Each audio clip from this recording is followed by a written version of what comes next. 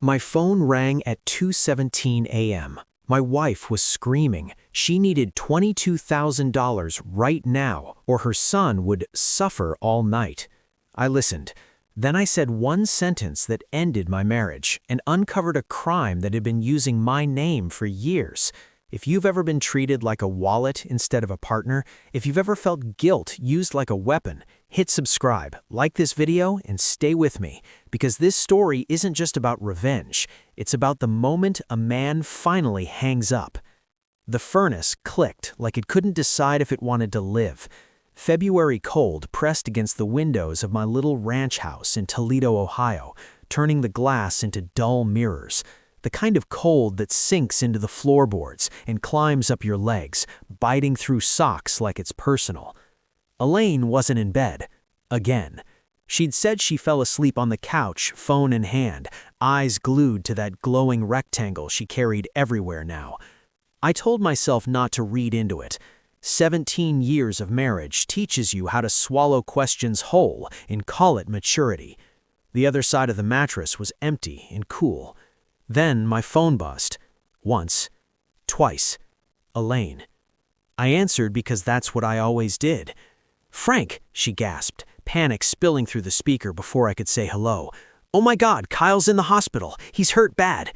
Her voice was sharp and breathless, the way it got when she wanted urgency without details. In the background, I heard fluorescent lights humming, wheels squeaking on tile, hospital sounds, or at least sounds meant to convince you they were. "Where are you?" I asked, already sitting up. "I'm with him. They need money, now. They need a deposit, or they won't give him the strong pain meds." "How much?" I asked. $22,000. The number hit me like a fist to the chest. 22,000. Kyle Benson was 29, Elaine's only child. When I met him, he was 12, skinny as a fence post, elbows and attitude. I taught him how to throw a baseball in our backyard, later how to drive in the church parking lot after Sunday service. I never adopted him. Elaine always said we'd do it later. Later never came. The bills did. Dead batteries, rent emergencies, job tools he needed right now, and every time Elaine would look at me with those watery eyes and say, "He's trying," like trying was the same thing as doing. "What happened?" I asked. "A fight," she said too fast. "At a casino. He got jumped." Casino. My stomach tightened. Kyle loved casinos the way some men love fishing, said it was relaxing, said he had a system. I'd heard that word before from guys at the plant who lost their entire paycheck by Wednesday. "Which hospital?" I asked. "Barton," she said, then added too quickly, "South Lake Tahoe." Tahoe. 800 miles away. I stared at the dark window, the streetlight turning snow piles gray. My pickup sat in the driveway, salt crusted along the wheel wells. Real life was here. This emergency wasn't. "My Zelle limit's maxed out. The cards are—" "Frank, it's complicated. I need you to send it. I'll pay you back Monday, I swear." I swung my legs out of bed. The floor was ice cold. "Why can't you pay?" I asked. A beat. Then she softened. That tone. The one she used when she wanted me to fold. "Because we're tapped out, honey, and he's crying. He's asking for you." That old reflex flared in my chest. Reach for your wallet. Fix it. Prove you're a good man. I felt it in my hands like they were already opening my banking app. Then another memory slid in, clear as ice.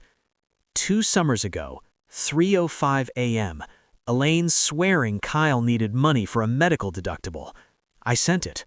A week later, I saw a Facebook photo. Kyle in a nightclub, bottle in hand, grinning like a kid who found a cheat code. I confronted Elaine. She cried. I apologized for overreacting. That was the rhythm of my life. I paid, then I apologized. I swallowed. "Elaine," I said slowly, "call his real father." Silence. Then her voice went flat. "Excuse me? Call Kyle's real father. I'm not doing this anymore. Frank, that man is not in our lives. And I am? Because right now you're talking to me like a debit card." "How can you say that when he's in a hospital bed?" she shrieked. "How can you demand $22,000 at 2 in the morning and refuse to explain anything besides pay?" "He'll suffer all night," she screamed. My hand tightened around the phone. I pictured my pension file in the drawer, the paid-off house, the quiet life I'd earned one shift after another. Every time I'd said yes because guilt was easier than fighting. I exhaled. "I'm going back to sleep," I said. "Frank, call his real father." "Frank, don't you dare!" "Good night, Elaine." I ended the call. My heart was pounding, but beneath it was something new. An empty space where guilt usually lived. I powered the phone off. The furnace clicked. The house settled. Somewhere down the block, a plow scraped the street like sandpaper. And for the first time in years, I slept. I woke up to sunlight slicing through the blinds and the smell of stale coffee from a timer I'd forgotten to reset. For 5 seconds, my mind was blank. Then the memory came back. The call, the number, the scream. I sat on the edge of the bed, feet on the same cold floor, and felt something unfamiliar. Lightness.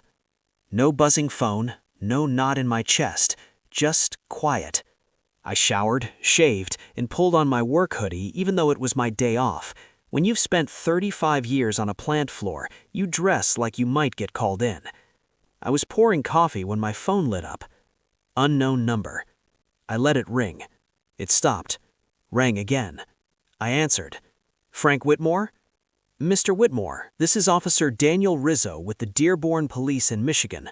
Are you the stepfather of Kyle Benson?" The mug froze halfway to my mouth. "Yes," I said slowly. "Why is Michigan calling me?" There was a rustle of paper. "Your name came up during an incident report last night. Mr. Benson was detained after an altercation at a casino parking structure. During booking, we discovered irregularities related to a line of credit opened using your identifying information." My kitchen suddenly felt smaller. "What kind of irregularities?" "A casino marker," he said. $50,000. Your name and social security number were listed as guarantor." The coffee tasted burnt. "I didn't authorize anything," I said. "I understand. That's why I'm calling. You should secure your financial accounts immediately." "Is Kyle okay?" Pause. "He has injuries consistent with a physical struggle, non-life-threatening. He's being treated. He's also facing charges related to fraud and identity misuse." I leaned against the counter, staring at the calendar Elaine hung every Christmas, puppies and Santa hats. I'd circled my next union physical in red. "So the hospital bill," I started. "There was no unpaid hospital deposit," the officer said gently. The line went dead. I stood there until the coffee went cold in my hand. So that was it. Not an emergency. A trap. I opened my laptop and logged into the credit monitoring account I'd signed up for years ago after a coworker's nephew stole his identity. Back then, I'd said, "Can't be too careful." Elaine had smiled and told me I worried too much. 3 soft inquiries, 1 hard inquiry. Casino-affiliated lender. My chest tightened. I printed everything. Then I did something I hadn't done in years. I went to Rudy's Diner. Bacon grease, old coffee, thick mugs chipped from decades of use. Retired men remembering who they were before their knees gave out. Ray Kovich was already there, same booth since Reagan. He folded his paper when he saw my face. "You look like hell," he said. "Morning to you, too." I slid the papers across the table. He didn't touch them at first, just studied me. "This about Elaine's boy?" I nodded. Ray read slowly, methodically. "This wasn't sloppy," he said. "This was planned." My stomach dropped. Planned how? Soft pulls first, checking limits, then the hard inquiry. You don't do that unless you expect approval. I thought of Elaine's late nights on the couch, the phone glow. "Who has your documents, Frank?" The diner noise faded. "My wife." Ray didn't look surprised. "Then listen carefully," he said. "You don't confront anyone yet. You protect yourself." My phone buzzed on the table. Elaine. Text after text. Please call me. They're saying things that aren't true. This is serious. I turned the phone face down. Ray nodded. Good. And as I drove home, snow crunching under my tires, Ray's words echoed in my head. Protect yourself. Because whatever started at 2:17 a.m., whatever I thought this was, it was already worse than I knew. By the time I pulled into the driveway, the sky had flattened into that dull Ohio gray that never quite commits to snow or sunshine. The house looked the same as it always had. Low roof, white siding, a porch light I'd replaced twice with my own hands, a place that had never asked much of me beyond consistency. Inside, everything was neat. Too neat. Elaine's version of calm had always been order. Bills stacked perfectly, pens aligned, filing cabinet drawers labeled in her looping handwriting, control masquerading as care. I went straight to the cabinet. Insurance, taxes, mortgage, medical. And then, tucked behind the homeowner's policy, an envelope I didn't recognize. No label, no date. Inside were copies of my driver's license, my social security card, and a pre-approval letter, 3 weeks old, addressed to me. My knees weakened. This wasn't panic spending. This was preparation. My phone rang again. Different number. Mr. Whitmore, a woman said, her voice tired but steady. This is Special Agent Karen Lewis with the U.S. Attorney's Office. We'd like to schedule an interview. I closed my eyes. About what? I asked. About protecting you and understanding who thought using your name was safe. Safe. That word stuck like a splinter. I didn't confront Elaine that night. That was the hardest part. Every instinct screamed to walk into the living room, drop the envelope on the coffee table, and ask one simple question. Why? But Ray's voice looped in my head. You don't start the fire while you're still standing in the house. So I did what inspectors do. I observed. I documented. I waited. Elaine came home around 7, snow melting off her boots, cheeks flushed, either from crying or yelling. She didn't look at me when she set her purse down. Kyle's stable. They finally got him comfortable. Good, I said. She hovered, waiting for more. When nothing came, she filled the silence. The police are blowing this out of proportion. Casinos do this all the time. Kyle just signed paperwork he didn't understand. I kept my eyes on the TV, a rerun of Jeopardy. Uh-huh. Her shoulder stiffened. You're acting strange. Am I? You didn't even ask how badly he's hurt. He's alive. That matters. She nodded slowly, like she'd won a small point. Exactly. So we need to be united right now. United. That word used to mean something. She went to bed early. I stayed at the dining table with my laptop and a yellow legal pad, the same kind I'd used my whole career. The house was quiet, except for the tick of the wall clock she kept because it reminded her of her father. I pulled full credit reports from all 3 bureaus. That's when the pattern showed itself. Not one big theft, a drip. Small cards opened and closed, balance transfers just under alert thresholds, medical refunds rerouted to accounts I didn't recognize, then zeroed out within hours. I traced one account, Elaine's maiden name. My chest tightened, but my hand stayed steady. Date, amount, source, destination. Inspectors don't panic, they measure. Around midnight, I laughed once, sharp and humorless. Kyle's occupation on one credit application. Logistics consultant. Yeah, logistics. The laugh faded. A memory pushed in without asking permission. Kyle at 16, gripping the steering wheel in an empty church parking lot, knuckles white. Easy, I told him. You don't fight the car, you guide it. He stalled 3 times, cursed, laughed, then rolled forward smooth as butter. Elaine had clapped like he'd won the Indy 500. I'd been proud. God help me. I'd been proud. I underlined a number on the page. The total wasn't catastrophic yet, but it was growing, quietly, systematically. This wasn't Kyle's stupidity alone. This was slow poison. The next afternoon, Ray came over. Snow crunched under his boots as we spread the papers across the table like a crime scene.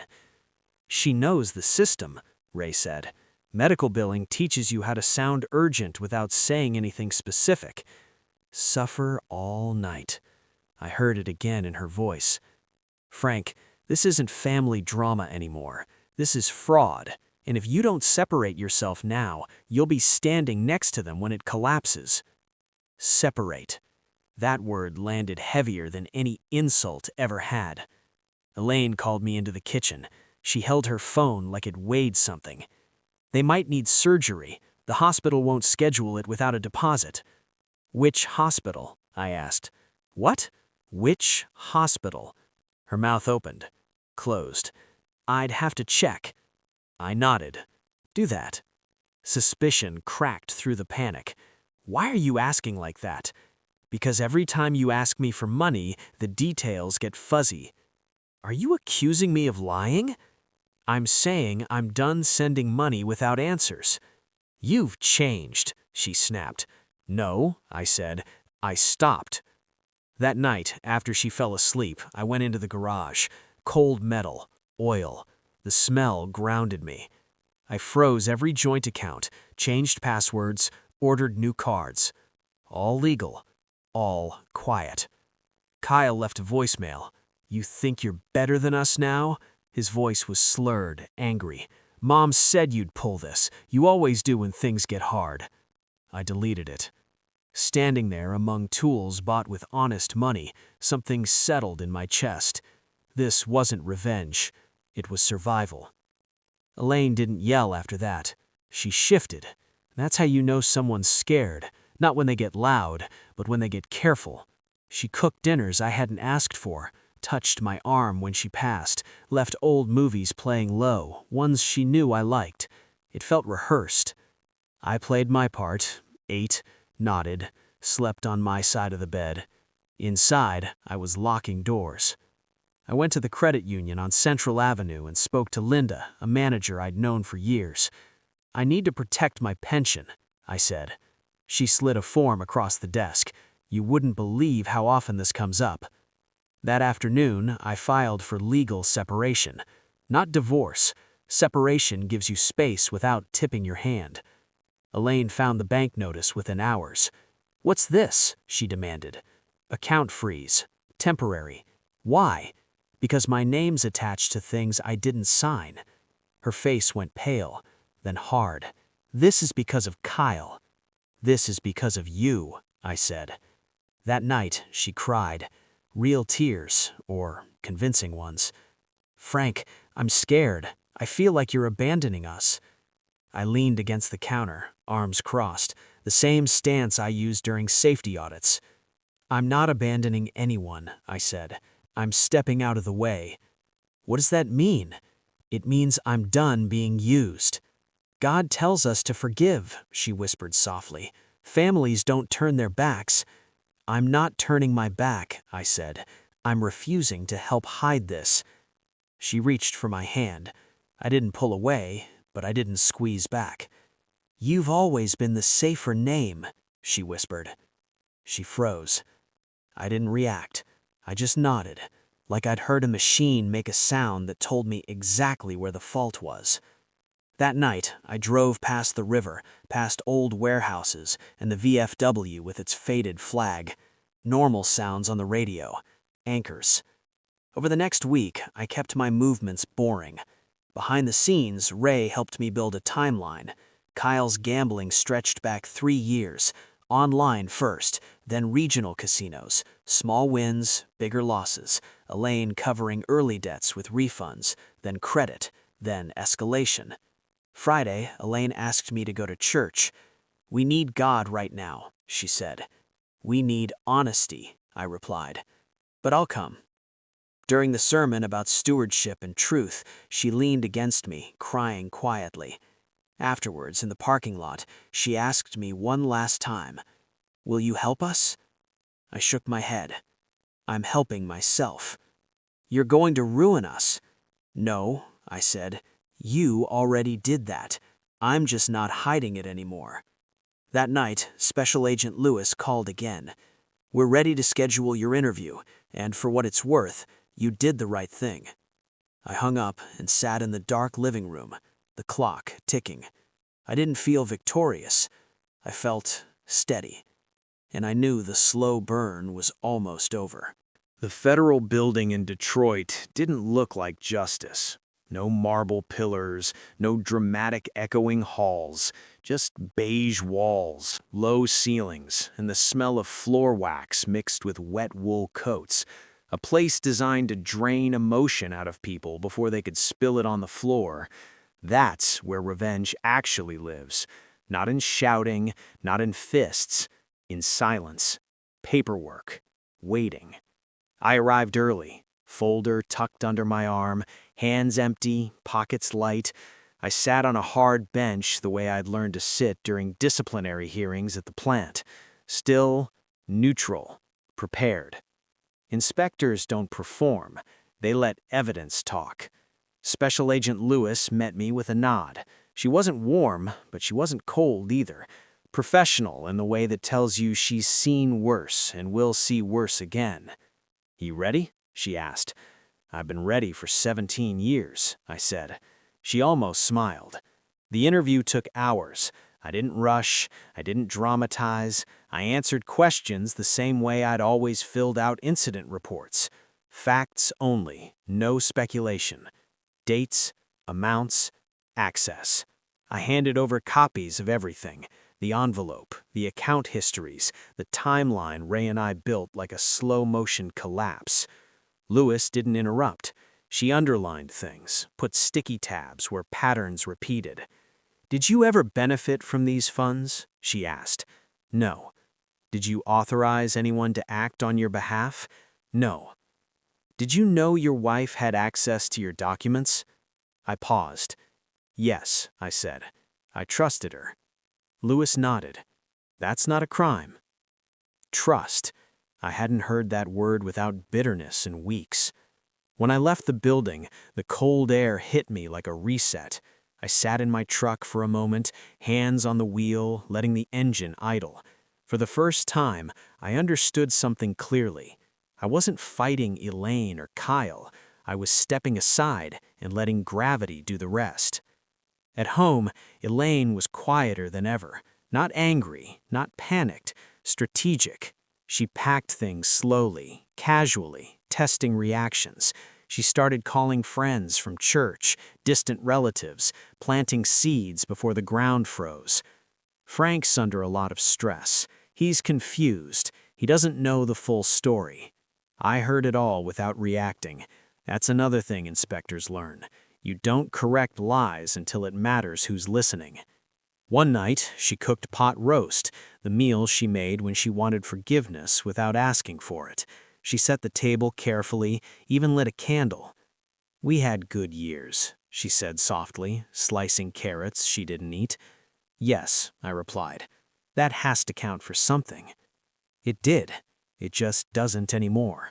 She stared at me like I'd spoken another language. Frank, I was scared.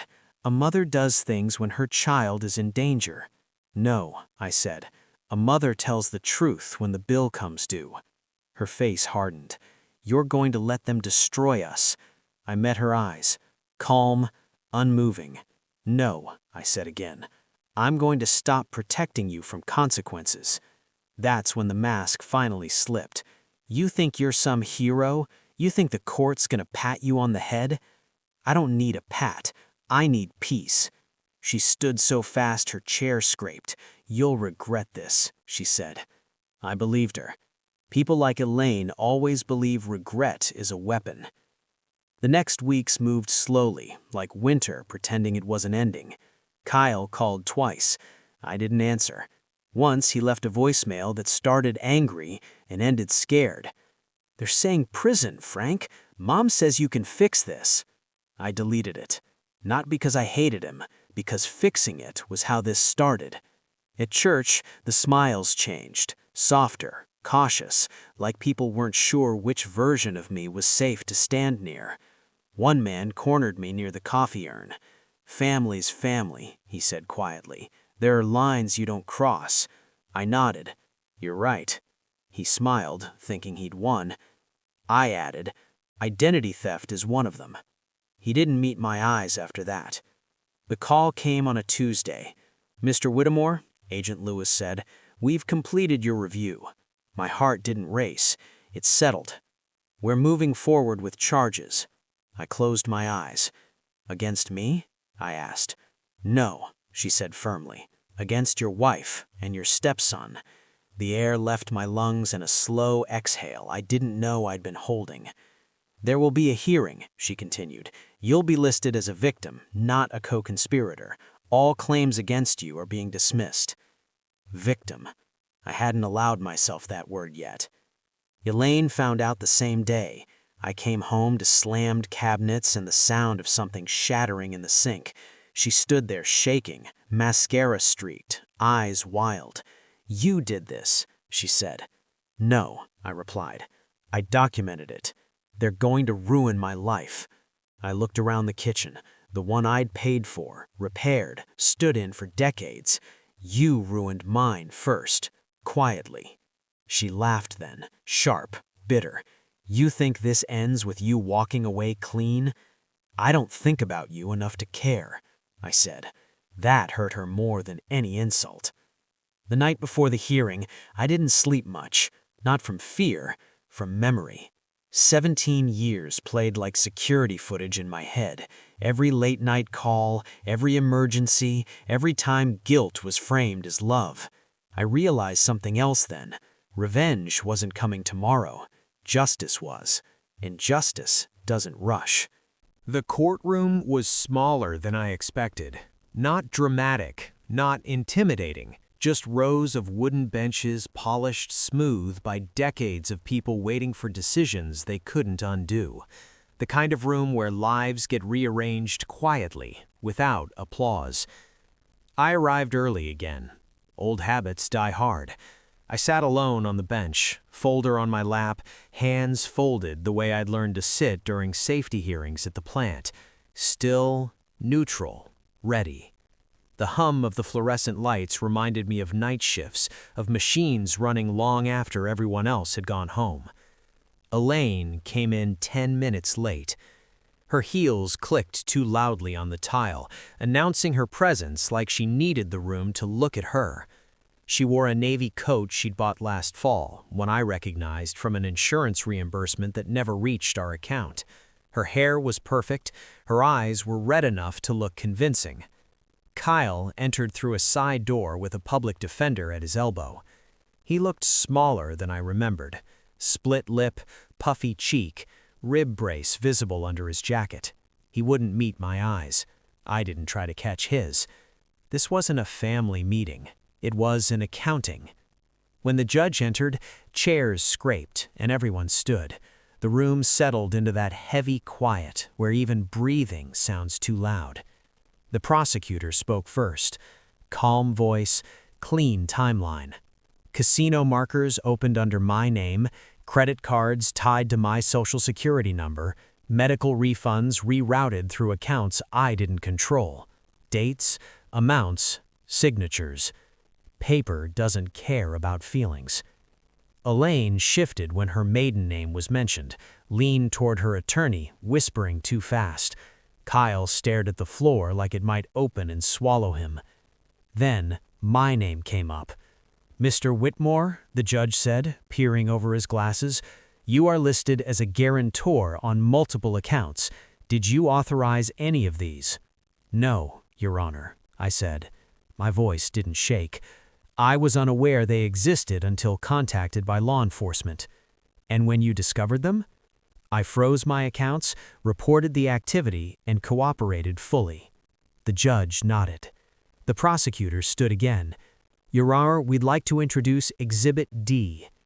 A man stood from the back of the room, mid-50s, broad shoulders, work boots, hands that didn't know what to do when they weren't holding tools. "This is Derek Benson, the biological father of Kyle Benson." Elaine's head snapped up. Kyle finally looked at someone. Derek cleared his throat. I've paid child support since Kyle was born. Tried to stay in contact. Elaine changed numbers, moved, told me Kyle didn't want to see me. That's not true, Elaine shouted, jumping to her feet. The judge raised a hand. Sit down, ma'am. Derek swallowed. I found out about the casino debt when a collection agency called me last month, said I was the father. That's when I learned Kyle had been using Frank's name. Kyle's face crumpled. Mom said you wouldn't help, said Frank was safer.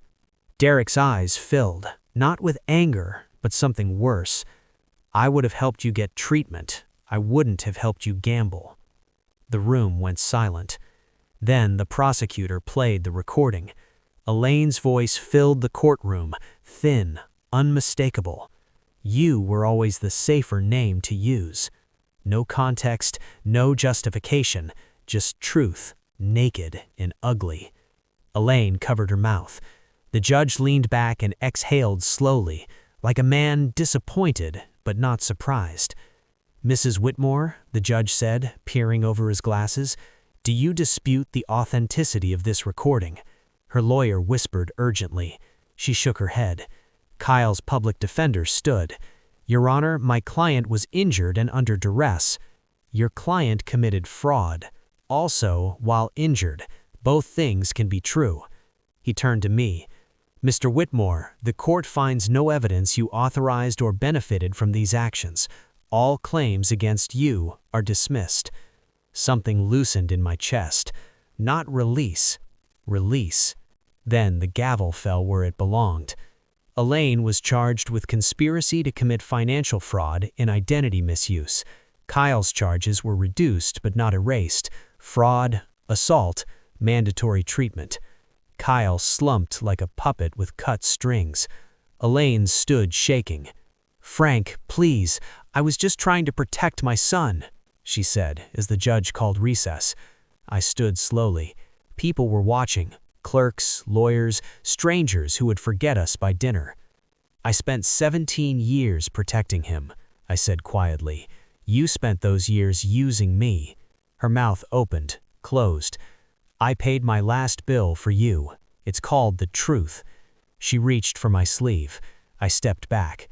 In the hallway, reporters hovered but didn't pounce. This wasn't big enough to trend. It was small-town justice, the kind that ruins lives quietly.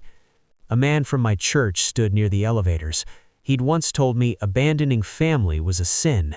He didn't meet my eyes. I moved in April, when Lake Erie was still steel gray and stubborn with cold. The house sold faster than I expected. A young couple with a baby on the way wanted the quiet street and the paid-off bones. I wished them luck, and meant it. Funny how little you actually own once you stop propping up other people's lives. I rented a small place near the water outside Sandusky. 1 floor, no stairs, a porch facing east so the morning light hit the coffee mug just right. The first night there, I slept with the window cracked. I woke up to gulls instead of a phone buzzing with panic. Elaine wrote once, a handwritten letter. She said she was sorry, said fear makes people do things they don't recognize. I didn't write back. Anger takes energy. I was done spending mine.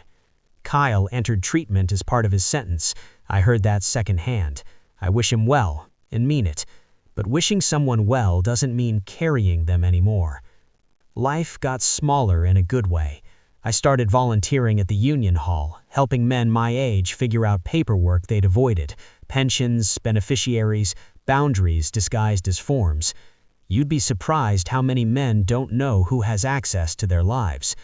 Sometimes, sitting on the porch with the lake wind in my face, I think back to that 2:17 a.m. call, the demand, the way my heart raced when I finally said no. I used to believe love meant never letting people fall. Now I know better. Love without limits isn't love, it's liability.